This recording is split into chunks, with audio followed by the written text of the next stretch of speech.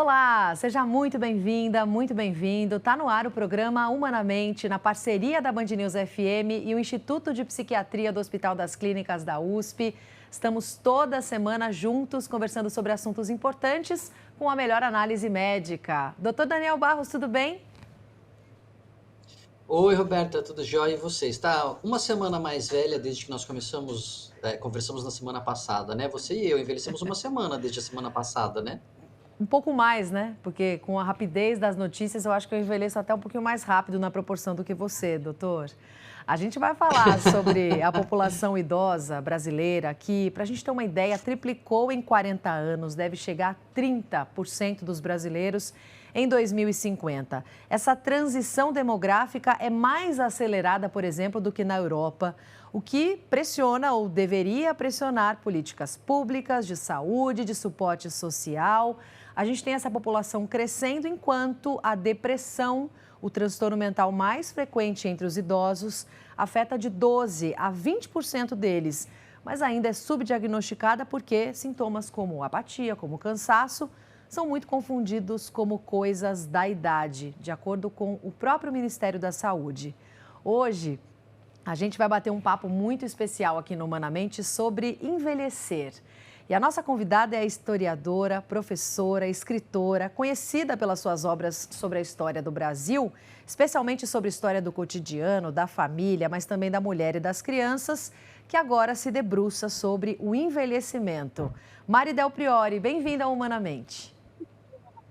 Grande prazer de estar com vocês e de falar desse assunto que nos apaixona a todos.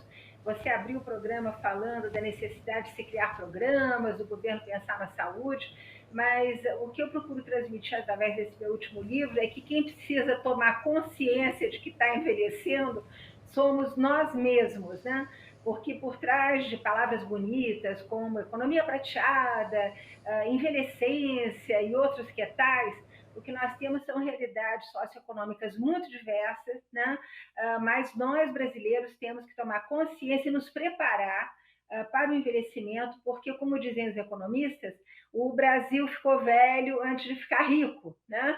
Então, para os velhinhos do futuro aí, atenção, sinal vermelho. É isso aí, a Mari está lançando esse livro aqui, ó, a História da Velhice, uma história da velhice no Brasil. É um livro que fala desse assunto, né, da editora Vestígio, uma delícia de ler, né, como é o estilo conhecido da Maria Del Priori. E eu acho fantástico, Maria, essa ideia de a gente levantar a história da velhice, a história do conceito de velhice. Porque isso é fundamental, como você estava dizendo, para a gente se preparar como sociedade para o nosso envelhecimento. Até para a gente saber quando chegou lá. E essa é uma das primeiras coisas que eu queria discutir aqui com você, que eu queria que você explicasse. Quando que é que a gente fica velho? Eu estava lendo no livro que essa história de que, por exemplo, 60 anos já é velho, é um negócio que tem mais de 500 anos, né? Isso já se falava, não, velho deve ser ali com 60 anos. E a gente ainda usa isso como parâmetro de velhice? A idade tem que mudar? É o parâmetro da funcionalidade que tem que mudar? O que a história nos ensina sobre, assim, a gente descobrir que chegou lá? A primeira coisa que a história nos ensina é que essas faixas etárias, sexagenários, cinquentenários, tudo isso é grande novidade aí do século XX. Porque no passado, estou pensando aqui no século XVIII, as pessoas, quando indagadas da sua data de nascimento ou do número de anos que tinha, elas respondiam mais ou menos tal idade, porque não havia documentos, não tinha carteira de identidade, ninguém dirigia, não tinha carteira de habilitação. Então as pessoas sabiam mais ou menos a época em que elas tinham nascido. E a velhice era do lado dos homens era identificada com o momento da impotência sexual, daí, obviamente, toda uma produção de remédios, desde que o mundo é mundo, para essa impotência não chegar, e no lado das mulheres, da menopausa. Agora, o que é mais interessante é que é no século XX que essas faixas etárias começam a definir a velhice. Por exemplo, Nos anos 20, do século 20, 1920, 1930, a pessoa ficava velha com 30 anos, né? Basta a gente abrir a literatura, os romances, os dados médicos. Uma mulher que ficasse viúva aos 33 anos era condenada à solidão e à viuvez e a chorar o marido para o resto da vida, porque ela era considerada uma velha. Em 1970, no mais importante jornal brasileiro, aparece uma manchete: nasce um marginal, dois pontos, o homem de 40 anos, um velho, quer dizer, em 70, e muita gente aí viu a Copa de 70, viu o fim da ditadura, conhece esse pedaço da história, só não sabe que nos anos 70 o Banco do Brasil, a Caixa Econômica não aceitava maiores de 25 anos para trabalhar, porque eles já estariam velhos. E hoje, né, a partir dos anos 70, 80, nós somos velhos a partir de 70 anos. Então, muita coisa mudou e isso talvez embaralhe bastante a cabecinha aí dos brasileiros que acham que não vão ficar velhos nunca, né? Mas começa a dor no joelho, alguém lembra assim quando a gente vai descer uma escada, olha o degrau. Então, é aí que cada um de nós se sente velho. No livro eu digo, a gente é velho aos olhos dos outros. São os outros que nos julgam os velhos. E são as novas gerações que vão, de alguma maneira, nos empurrando para essa caixinha da velhice. Então, agora, combater isso, né? Parecendo um super-herói, pegando surf no Havaí, botando dentadura de titânio, não vai resolver o problema da velhice. Ela chega para todo mundo, é óbvio que nas classes pobres ela chega de maneira mais violenta, mais feroz, mas o mais importante é termos consciência de que o nosso corpo tem limite, né? E que nós temos que preparar a nossa cabeça para essa etapa da vida na qual todas nós vamos entrar se tivermos saúde para tanto. E justamente o preparo da cabeça é um tema muito importante que tem tudo a ver com o humanamente. Agora, só para a gente ter uma ideia do que as pessoas buscam em relação ao envelhecimento nas redes sociais, na internet, nas plataformas digitais, que dão o tom, né, do que o brasileiro pensa sobre o envelhecimento. É interessante, queria destacar aqui com as imagens também para quem está no YouTube, com a arte que foi preparada pela nossa equipe da Sala Digital. Vou pedir para a nossa equipe colocar aqui na tela, por favor. Agora sim. Quando as pessoas vão à internet para procurar como envelhecer, a primeira pergunta que aparece no topo é como não envelhecer. Antes de envelhecer bem, envelhecer com saúde, qualidade de vida, com disposição. Na segunda tela, dá para a gente ter certeza que como não envelhecer é uma pergunta mais frequente do que como envelhecer bem ou com saúde. E na terceira, aqui também preparada pela nossa Sala Digital, o interesse de buscas por saúde mental na terceira idade aumentou cerca de 170% no comparativo com os últimos 5 anos. Isso diz muito sobre como é a percepção dos brasileiros em relação ao envelhecimento. Mari, quais são os exemplos mais surpreendentes que você encontrou sobre respeito ou desprezo à velhice, analisando a história aqui do nosso país? Temos várias manifestações. Por exemplo, no final do século XIX, em que os jornais começavam a circular, e circularam muito, né? A gente vê que há muitas poesias que, ao mesmo tempo, se dividem, falando exatamente da questão da velhice hoje, que é a solidão, que é o isolamento. E nós começamos a ver que começa a haver uma preocupação. Isso que nós hoje chamamos de saúde mental, debilitada, enfraquecimento, senescência, tem tudo a ver com o processo de individualismo que as sociedades capitalistas vão modelando ao longo das décadas de forma cada vez mais brutal. Se você imaginar que no início do século XX, o velho aposentado, aos 24 anos, né, ele tinha que gerir o problema da inatividade, que talvez o que vale a pena aqui ressaltar é que os velhos sempre foram úteis e ativos, eles caíam duros trabalhando, quer dizer, estar trabalhando dentro de casa ou fora de casa era uma questão de honra, era uma questão de pudor, era alguma coisa que enaltecia e que fortalecia a posição do velho na sociedade. Quando ele fica inativo por conta da sua aposentadoria que chega, primeiro ele tem que lidar com essa inatividade, o número de suicídios explode, porque as pessoas não estavam mais acostumadas a ficar sentadas numa cadeira, não pular da cama para ir para o trabalho ao som da sirene da fábrica ou do cantar do galo. Então isso já começa a mudar a situação do velho. Outra coisa, as grandes reformas urbanas vão afastar essas famílias que ainda eram grandes famílias de pais, filhos, avós e netos. E já no início do século XXI em que estamos, nós sabemos que esse afastamento é quase que total. Os filhos estão trabalhando fora, os netos já imigraram para outros países, então a solidão do velho aumenta. Você sabe quem é o maior cuidador do velho hoje? Infelizmente, é a televisão brasileira, que não ensina nada, que não passa nada de bom, a não ser essas novelas que estão completamente ultrapassadas, né? Porque não valorizam alguma coisa que não seja uma vida muito distante daquela que o velho, o verdadeiro velho tem. Não estou falando das heroínas de novela que estão sempre recalchutadas, com 500 plásticas e muito regime. Estamos falando aí do velho que a gente cruza na rua. Então, com essa acompanhante que é a televisão, é óbvio que o velho, sobretudo o velho de classe média baixa, ele vai ficando cada vez mais distanciado de uma vida afetiva, de uma vida relacional. Eu lembro que, por exemplo, toda a metade do século XX, o número de clubes, de associações, isso que o SESC também faz. O SESC é um tesouro na vida das pessoas de terceira idade, mas isso já era criado pelas próprias comunidades. Hoje nós dependemos do SESC, né? Eu lembro que o governo Bolsonaro quis acabar com os SESCs, quis tirar dinheiro do SESC. Imagina o velhinho brasileiro hoje sem o SESC. Então, a verdade verdadeira é que nós, para combatermos essa melancolia que já está descrita desde há muito, desde a Idade Média, vai se acentuar no século XIX com a perda de poder do patriarca velho. O patriarca velho no século XIX mandava em Deus e sua história. Depois esse poder vai declinando porque ele fica inativo, ele de senhor meu avô passa vovozinho, né? E hoje ele luta para manter essa ideia de um velho que não quer envelhecer e que, obviamente, nós sabemos bem não faz, né? Pois é, e a gente terminou o primeiro bloco com uma pesquisa, né, que os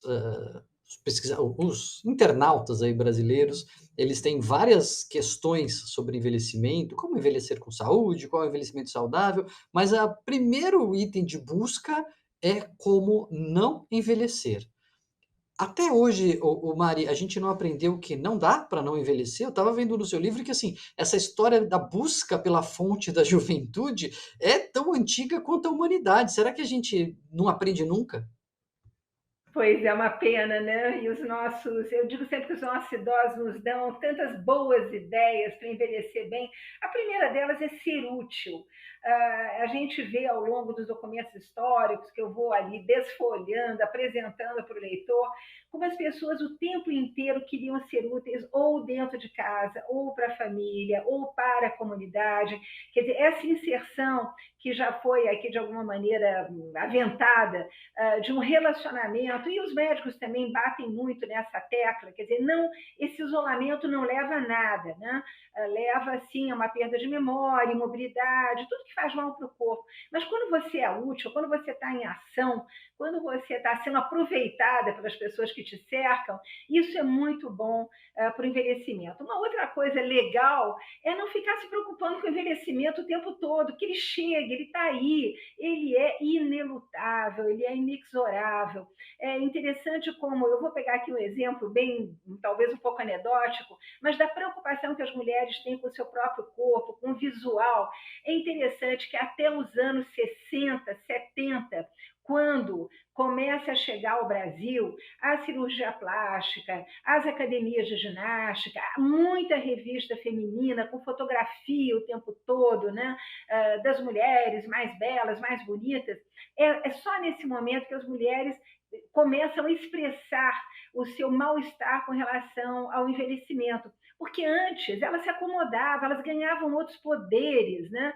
Elas eram as matriarcas da família, as grandes fazendeiras que iam tocar os seus negócios, as comerciantes que tocavam o seu negócio. O poder da mulher dentro da família é alguma coisa que não podia ser negligenciado de forma nenhuma. Do momento que a mulher começa a trabalhar e ela tem que garantir a boa aparência para manter um emprego, ou ela divorciada, eu lembro que tudo isso chega junto. O divórcio, por exemplo, chega em 77, exatamente nessas décadas aí, 60, 70, junto com a pílula, a revolução sexual. Ela junta esse pacote todo e ela começa a se preocupar em ter um outro lugar no cenário social. E onde é que a gente percebe isso? Na literatura das grandes escritoras brasileiras. Vamos pegar a Clarice Lispector. A Clarice Lispector tem contos em que ela diz literalmente: eu invejo os jovens, eu quero a minha juventude de volta. Quer dizer, essa obsessão pela juventude, ela é uma coisa relativamente moderna e que nós podemos combater, obviamente, com uma saúde mental melhor, com uma inserção mais madura da mulher no mercado de trabalho, a mulher sabendo lutar pelo seu espaço ao sol. Há tantas maneiras, né, interessantes da gente combater o envelhecimento físico. A mulher não precisa virar essa caricatura que as influencers convidam a aparecer, né? Mas é interessante, volto a dizer, a história tem muito a contribuir e que essa preocupação obsessiva com o corpo é uma coisa relativamente recente, eu diria que é uma preocupação que nasce aí na virada do século, com a chegada de grandes transformações sociais que vão colocar a mulher em outro patamar. Ô Mari, e as tecnologias, na sua visão, elas mais afastam ou mais aproximam as gerações? E como que compõe esse cenário aí da dificuldade que a gente tem de envelhecer aqui na nossa sociedade? Olha, eu tive o prazer de ser convidada para essa Innovation Week que aconteceu aqui no Rio de Janeiro, com 250 mil pessoas a semana passada, para falar um pouco do livro. E eu percebi que a tecnologia é o grande desafio para a terceira idade. Mas o que é bacana é que, ao mesmo tempo, um grande desafio, porque tem, obviamente, pessoas que estão ganhando dinheiro com cursos para ensinar velhos a usar o quê? O celular, né? Ou para usar o próprio computador. Por outro lado, nós temos pessoas aposentadas, né, em torno de 60, 70 anos, que estão aí tentando montar negócios para a terceira idade, para a gente velha.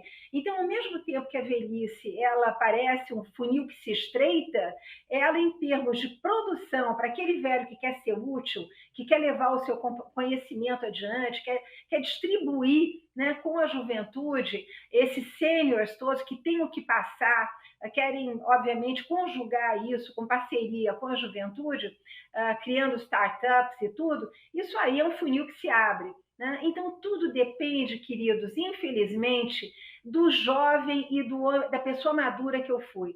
Se ao longo da minha vida eu construí alguma coisa, eu tive um papel social, eu tive uma carreira pela qual eu me apaixonei, não precisa ser bem sucedida nem ganhar dinheiro, não. Ganhar dinheiro é um segundo patamar, mas alguma coisa a qual eu me dediquei, a medicina, a engenharia, as ciências humanas, a comunicação. Se eu fui bem, eu fui feliz naquilo que eu fiz, é óbvio que hoje eu tenho um tesouro para dividir, que foi a minha experiência, a minha memória com os jovens. E eu acho que o nosso papel tem que ser esse. Agora, se a minha única preocupação for ganhar dinheiro e eu não ganhei, ou se a minha única preocupação for ganhar dinheiro e eu não fui feliz, aí realmente é melhor ficar diante da televisão como cuidadora e sair da frente. Porque eu acho que a contribuição que os sêniores, que acumularam uma boa carreira, que tiveram que oferecer e estiveram sempre próximos de outras pessoas de maneira comunitária, né? Isso é o grande tesouro que nós temos a compartilhar. E é isso que nós temos que valorizar. Não é a dentadura de titânio, não é fazer surf no Havaí, não é ter 40 ereções e não é ser a velhinha ridícula de 80 anos que escreve para a influência dizendo que teve 3 orgasmos múltiplos. Ora, poupe-nos, né? Um pouco de consciência de para onde o mundo vai, para onde nós estamos indo, é importante. Agora, Mary, sabe que você estava falando, né, da sabedoria que muitas vezes só se acumula com o tempo, né? Tem o ditado até que diz: mais sabe o diabo por velho do que por diabo, né? A sabedoria ela precisa de tempo para ser acumulada, para se amadurecer. Agora, nem sempre as sociedades e a sociedade moderna brasileira, especificamente, parece que não valoriza tanto essa sabedoria como a gente vê, a gente compara, não sei até se às vezes de forma estereotipada, mas a gente tem essa história de que no Oriente, por exemplo, no Japão, em países asiáticos, se respeita mais, se leva em conta mais a sabedoria dos mais velhos. Na história do Brasil, em algum momento a gente já foi melhor nesse quesito? Olha, sensacional. Eu até mostro muito isso através do diário do Joaquim Nabuco, que foi uma das pessoas mais importantes, uma dessas figuras históricas brasileiras, muito emblemáticas, né? De como ali nós podemos perceber o declínio, isso que você está acentuando tão bem, que é o declínio do que a sabedoria significa, né? Do homem que acumulou experiência, que viajou, que escreveu, que teve um papel político importante. Saber sair de cena sempre foi uma coisa muito complicada. Mas, ao mesmo tempo, diante do imediatismo dessa nossa juventude, que é muito vagal, no sentido de que hoje quer fazer alguma coisa, amanhã quer fazer outra, quer dizer, eles não estão se dando conta da transformação antropológica que nós estamos vivendo. Saber mexer num aparelho tecnológico, seja ele qual for, e nós sabemos que daqui para frente a Apple vai, obviamente, concorrer com a X para ver quem é que vai inventar o óculos que faz não sei o quê, que vê isso. Enfim, a multiplicidade de produtos é muito grande, mas viver não é só isso, né? Isto é sobreviver. A vida é feita de outras coisas. É isso que eu digo, querer empurrar, como eu vi lá na Innovation Week, a velhice para o consumo, é reproduzir a bobageira desse mundo consumista no qual nós estamos vivendo. O velho quer cultura, o velho quer espírito, ele quer poesia, ele quer beleza. Quer dizer, é esse pacote que a juventude aspira também. E sobre isso o velho tem a sua palavra a dizer. Eu não acho que o sênior ele vai ser completamente banido digamos, do cenário, mesmo porque com um número pequeno de jovens e a maioria de velhos que seremos em 30 anos, aquilo que nós conhecemos vai ser de substancial importância, até para essa juventude criar produtos para os velhos. É irônico, né? Mas a verdade é essa. Eu acredito que nós vamos caminhar juntos, porque a história da humanidade revela exatamente isso. É de mãos dadas que as gerações vão se multiplicando e nós permanecemos aí. E eu acho que o conhecimento do velho em relação às grandes questões que vão atravessar a juventude, quais sejam meio ambiente, sobrevivência, solidão, né, individualismo exacerbado, sobre todos esses temas, nós teremos o que dizer e estaremos presentes se tivermos acumulado isso que nós podemos chamar de maneira vaga, sabedoria, quer dizer, maneira de saber viver. Eu acho que sabedoria não é ser o teu saber enciclopédico, né? Porque tem muito professor de universidade que sai da universidade, morre de solidão, de infelicidade, de dor no joelho, de tudo mais. O que eu acho que é saber viver, ter alegria, saber se comunicar. Eu acho que esse é um pacote que nós podemos dividir. E, Mari, eu lembrei de um artigo que uma vez eu escrevi, comparando a minha geração com a do meu pai e do meu avô, né? E aí eu dizia que a geração do meu avô, ele nasceu em 22, né, 1922, ela foi surpreendida pela longevidade. Eles não sabiam que iam viver tantos, quando eles viram, eles estavam vivendo demais. E aí a geração do meu pai, ela foi surpreendida pela longevidade do trabalho, pela produtividade. Eles não sabiam que eles iam precisar trabalhar tanto. Né? Quando viram, na idade que antes as pessoas se aposentavam, eles estavam trabalhando. E aí eu fiquei me perguntando qual seria o desafio da minha geração, e eu acho, isso eu escrevi na época e parece que está se comprovando, que o nosso desafio vai ser do aprendizado, né? Que a gente, até a geração dos nossos pais, o cara aprendia alguma coisa e ficava com aquilo o resto da vida. Parece que a gente vai ter que continuar aprendendo, né? Por causa de tecnologia, de mundo, de profissões que a gente tem que vão ser extintas, né? Eu queria te ouvir como historiadora desse desafio, assim, de quais você acha que são os desafios das próximas gerações que estão envelhecendo? Quais são as surpresas, né? Uma foi surpreendida pela longevidade, outra porque tem que trabalhar, a gente talvez seja surpreendido por ter que aprender até morrer. O que nos aguarda, hein, no futuro? Olha, eu concordo com você, eu acho que nós temos que estar muito alertas no sentido de estarmos vivos, conectados com a vida, com aquilo que é o prazer de viver todo dia. Primeiro, eu acho que os nossos velhos podem ser surpreendidos por doenças que serão novidade. A cada vez que descobrem um dinossauro lá no Ártico, né, é possível que junto com a ossada venha aí um vírus qualquer, do tipo Covid, que vai levar, como já levou, por incúria do governo Bolsonaro, metade dos nossos velhinhos.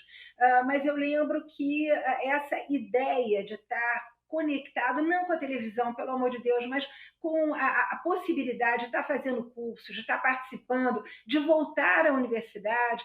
Né? Nós temos sido surpreendidos por alunos aí que aos 90 anos, em plena consciência, em plena funcionamento mental, querem voltar para a universidade, por que não? Né? E não precisa ser universidade para velho, terceira idade, não, é no meio dos jovens mesmo, é ali que eles vão brilhar e que os jovens também vão aprender alguma coisa. Agora, eu sublinho uma coisa no final do livro sobre a qual eu gostaria de chamar a atenção. Eu acho que a maneira como nós estamos vivendo, esse mundo moderno, criou um fenômeno que é absolutamente transnacional, que é o fenômeno do vitimismo.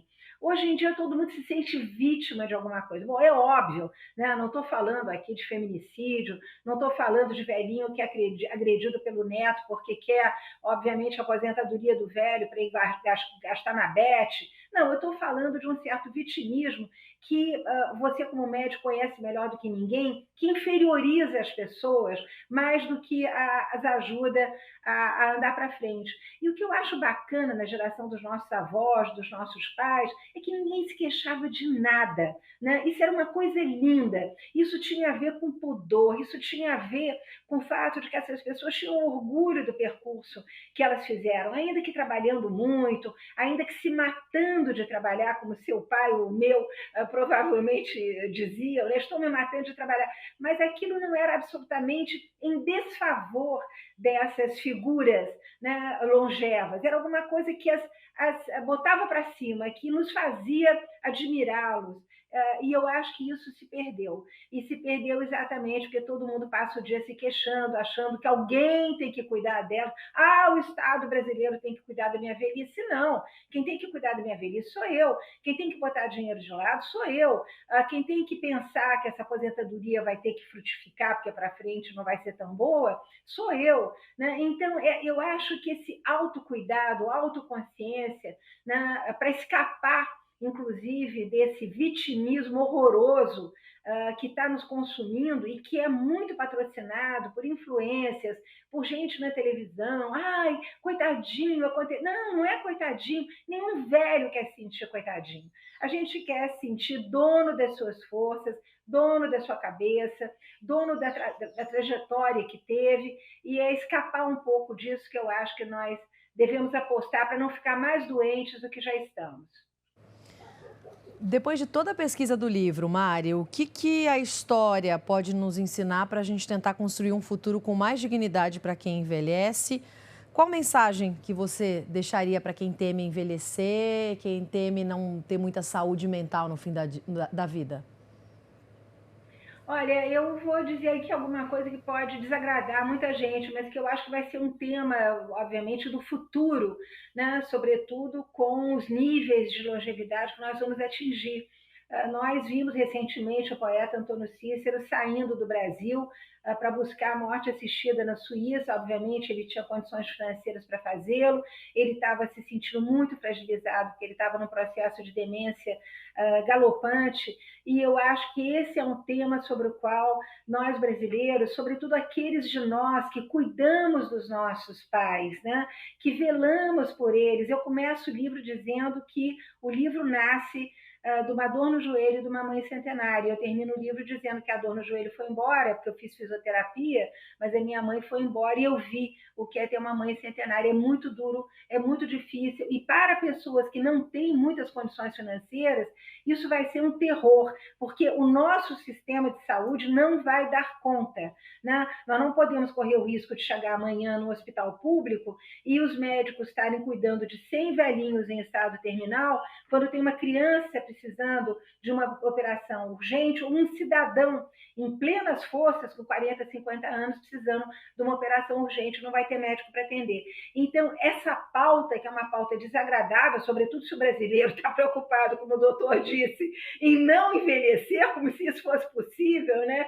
Essa é uma pauta amarga, essa é uma pílulazinha amarga que nós vamos ter que engolir a partir de um determinado momento, que em nenhum lugar do mundo, nem no Japão, né, que é tão avançado nessa questão, não se conseguiu escapar desse tema. Então, esse é um tema que o livro não aborda, mas que eu estou colocando aí, deixando como um convite à reflexão, um convite para termos consciência do que é o envelhecimento, e fugir dessa fantasia de que é possível não envelhecer, é possível não entrar numa demência, é possível não entrar aí em Alzheimer. Isso é alguma coisa com a qual estamos convivendo nos nossos lares, estamos vendo acontecer à nossa volta e que vai nos convidar a pensar nesse tema também.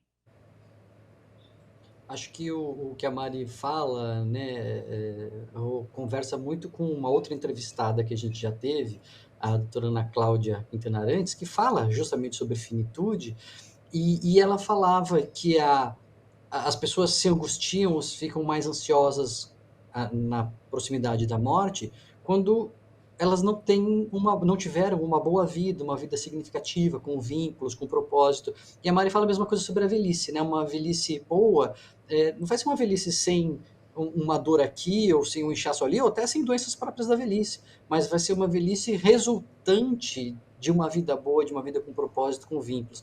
No fundo, acho que é isso que é o que traz propósito para todos os nossos momentos, o que a gente procura estimular sempre aqui no Humanamente, né, Roberta? Exatamente. Mari, queremos te agradecer demais por essa conversa boa, por essa entrevista, te desejar boa sorte com o livro, que é muito legal também. E já fica o convite para voltar uma próxima para a gente abordar outros temas da história do Brasil que acabam se relacionando também com o nosso bem-estar e saúde mental. Um beijo para você, obrigada, viu? Beijo a todos, muito obrigada. Grande prazer de estar aqui. Obrigado, Mari. Doutor Daniel Barros, voltamos na semana que vem com outros assuntos importantes. Beijo. Beijo. Voltamos uma semana mais velhos, mas também uma semana mais sábios. Mais maduros, mais construídos e com muitas conexões. O Humanamente, para você que pegou o programa na metade, está disponível no site da Band News FM, também na versão em áudio pelos principais tocadores de streaming e no YouTube com as imagens gravadas direto da nossa sala digital. Queria agradecer aqui o nosso diretor de gravação, Glauco Genovese, que eu não erro o nome jamais. Até semana que vem, doutor. Beijo. Beijo, até lá.